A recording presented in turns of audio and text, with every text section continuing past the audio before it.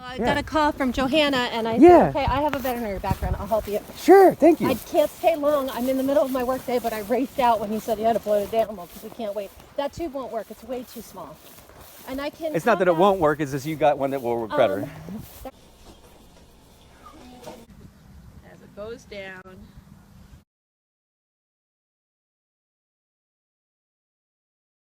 The small one, it just doesn't work well. I understand what you're trying to say, though. Yeah, we have oil. I already gave her the antacids, and I'm waiting now to put this down her throat because this is actually the first thing you're supposed to do is make sure that they don't have an obstruction. Okay. Well, and she probably doesn't. We can use. I have a bigger one that we can use. I don't have lubrication with me because I was rushing. You have coconut oil. Yeah, and we have olive oil.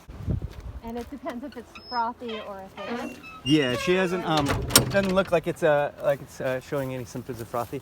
You get up, Mama! I'd rather, let's give her the TheraBloat without tubing because she's probably not, I mean, more than likely she's not obstructed.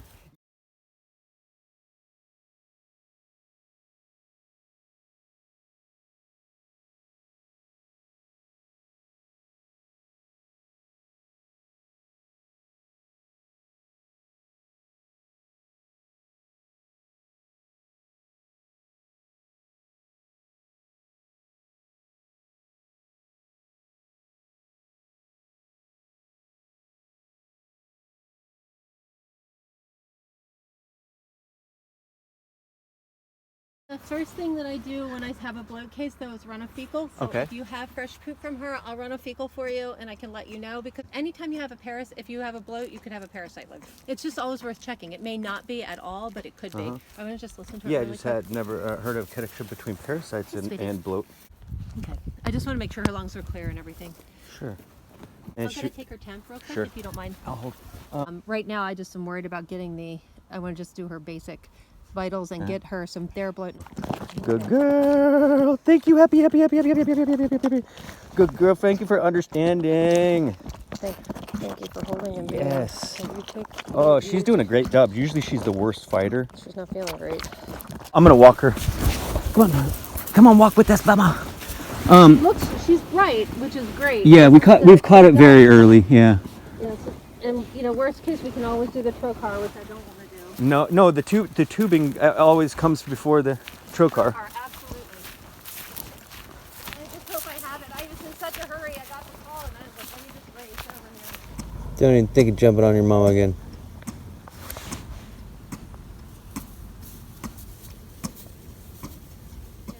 Let's give her this. She does have intestinal parasites. It looks like they're well, you can't get rid of intestinal parasites. None of them have intestinal parasite problems. What's her famacia, by the way? She has bankrupt worms. I mean, that's the one she has. And her famacia looks decent. Famacia, okay. Yeah.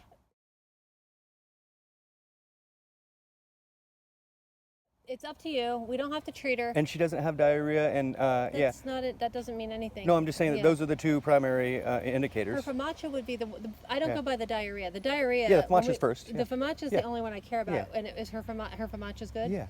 It's up to you because of the type of worm that it is. It's bankrupt worms. I've been massaging her and. Sound like she just burped right there. Yeah, I mean that's good. Yeah. So I'll ask you to trust me. I don't know what's going on, but I'll ask you to trust at least my medical training to a point. I think you have milk tetany. I think you're dealing with milk tetany.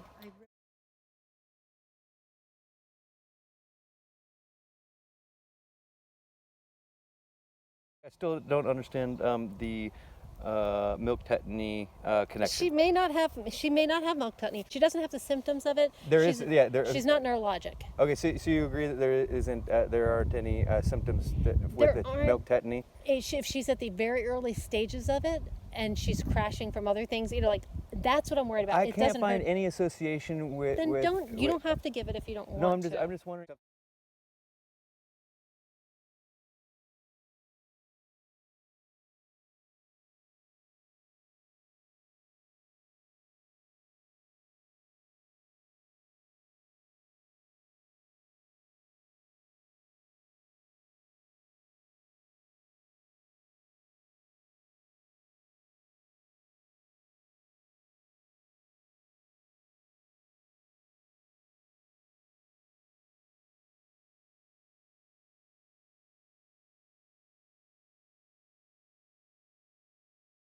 Oh yeah, That was for frothy bloat, by the way. We still haven't administered anything oil-based or anything antacid-based except for my magnesium. That works on gas bloat too. It works on all bloats. I read and I couldn't find anything about it affecting the acidity. It didn't have any oil in it. It was just affecting the breakdown of the foam. TheraBloat will work on any of it. It's good stuff. But TheraBloat is a different chemical than this doesn't matter. bloat It treatment. Works. I mean, I would use that over oil any day.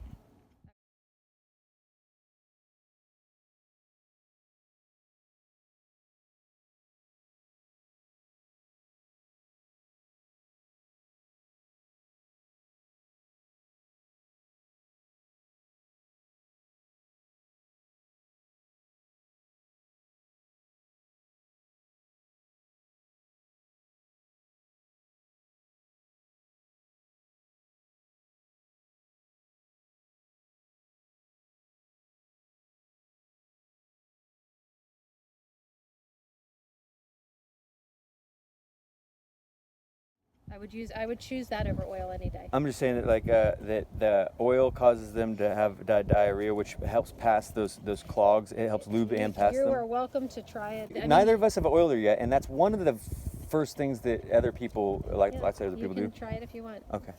It's not something I would, it's not something I would be rushing to do. I wouldn't tube her at this point. I definitely wouldn't tube her at this point.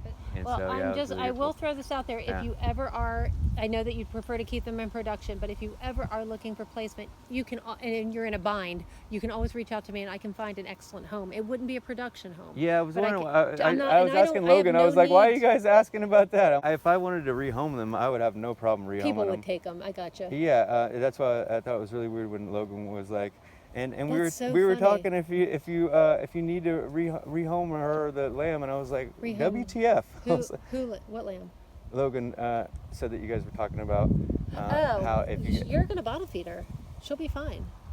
And that's especially what I was like. I just was like, she probably why would you guys think that? She didn't. I didn't know that she said that. Why would I? She said you guys were talking about. We were talking about no. I didn't say anything about taking a lamb. I said if he ever needed it, I could do it. Is what I said. I didn't say anything about this one. I said if he ever needed help. Or Happy. She said that you guys were talking about how. I didn't. No, I couldn't take her. You could. Your place could take her or the lamb in. There's no way I could take her. I was like, whatever. No, fucking way. No. Anyway, but she also said.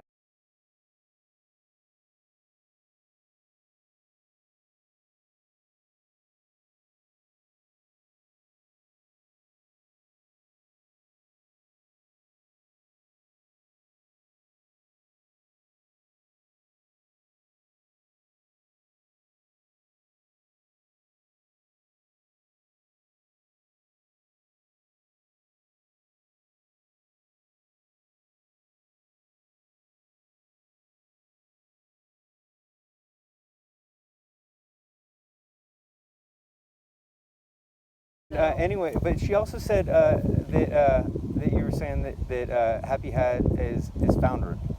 Yeah, look at it. That red line. She foundered. That red line is foundered. I pointed that out to you. She had copper toxicity poisoning because she got in the chicken coop like 2 months ago. Okay. I noticed right when that happened that she got these little red lines on her back hooves. That's not surprising at all. And I explained. You said it was copper. I explained very clearly. That's from several months ago, that it hasn't bothered her at all. Everyone said that is caused by a one-time grain overload. And as long as it doesn't bother them, it's not to worry about. No, you don't worry about. There's nothing to worry about. And I totally agree. That's a founder. No, foundering is where they're lame. They're lame, right? No, it doesn't mean that. Okay, well, I want to ask you, please do not tell people that my sheep are foundering. Foundering is you're hung up on the word. Yeah, well, everyone thinks of it as they're lame. Literally, if you Google the definition of founder, it says lame or down or collapse.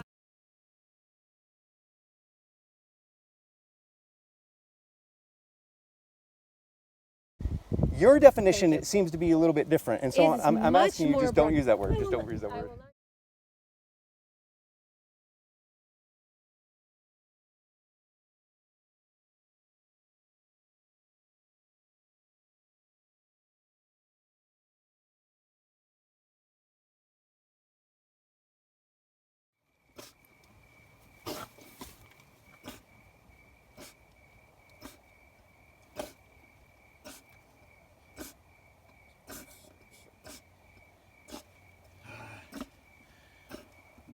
bit a hole in it. Mate, son of a... Happy didn't make it last night.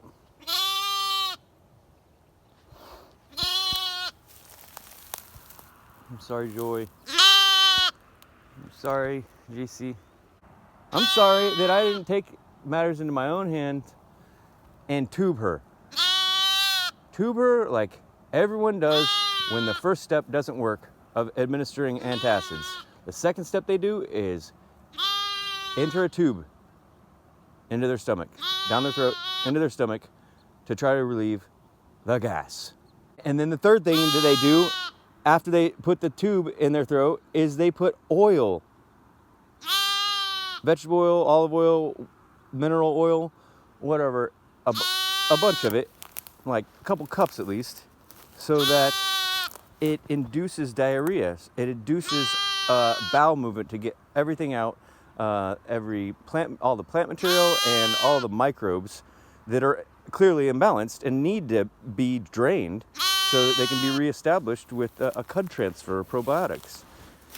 These are basic protocols which this veterinarian did not want to do, and started off our interaction by discouraging me from using the tube that I had and that I was set to use within the hour that I had met her, that she came over and exclaimed that she was a vet. Come here, baby. I'm sorry. Come here.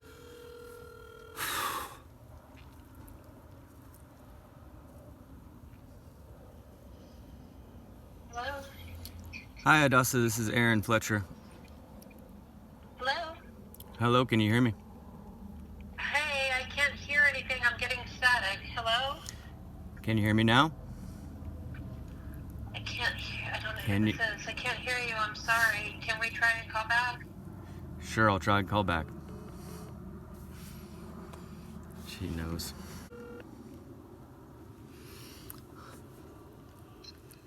Hello? Hello, can you hear me now? I'm having some static. I can't hear something, but I can't hear who this is. Hello? Can you hear me? Hello? Hello? I can come by your place if need be. I'll try to send her the text.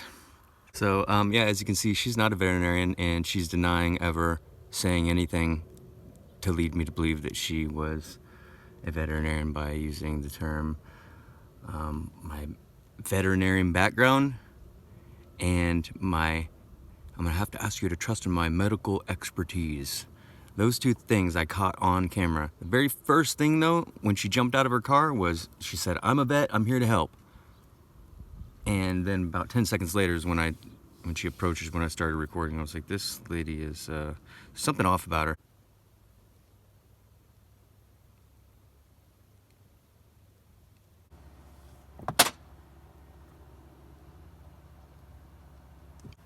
Deputy Mateos with the Sheriff's Office. Deputy Mateos. Hi. Anyways, I'm just calling. Apparently, you've had some run-ins with a female by the name of Hadassah. Just wanting to not have any contact with you, so I'm just calling to just give you a heads up that she doesn't want you contacting her, and that if you continue calling her, she wants to file harassment charges. So, yeah, very, very interesting. Thank you for your patience being basically used as a personal tool for their own personal problems. But yeah, there's no problem. I've recorded this morning calling her for the first time since this happened. And she was like, hello, I can't hear you. And I called her back a couple seconds later, and she played the same I can't hear you game. And then I texted her. Last thing I said is, you said you have quote unquote veterinary background, and my question is, from where? Question mark. And that's the last thing I texted her. And then she sent me the last test saying, if you contact me again, I will consider this harassment. I will contact the police. Do not contact me again. And I haven't contacted her since then.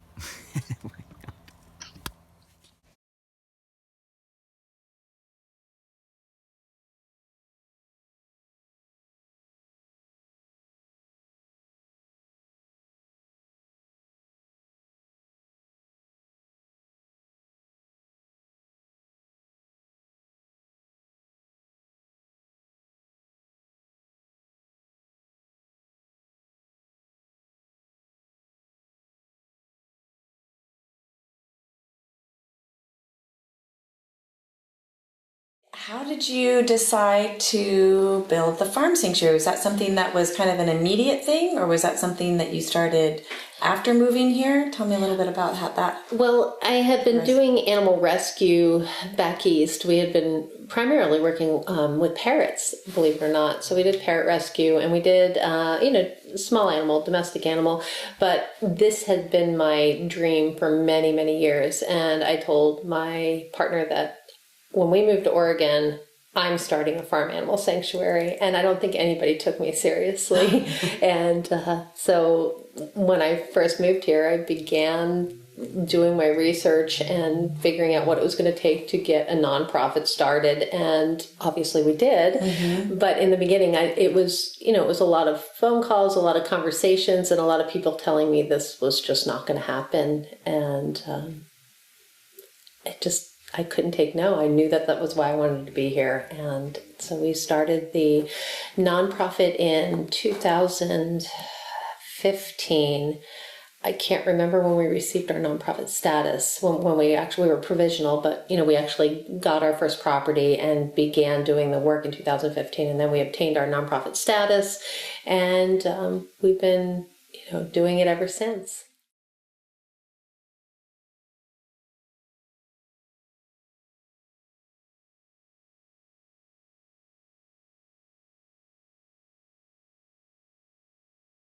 Can you just sort of give us a little few breadcrumbs in terms of your arc of, your experiences which brought you into this work explicitly? Sure.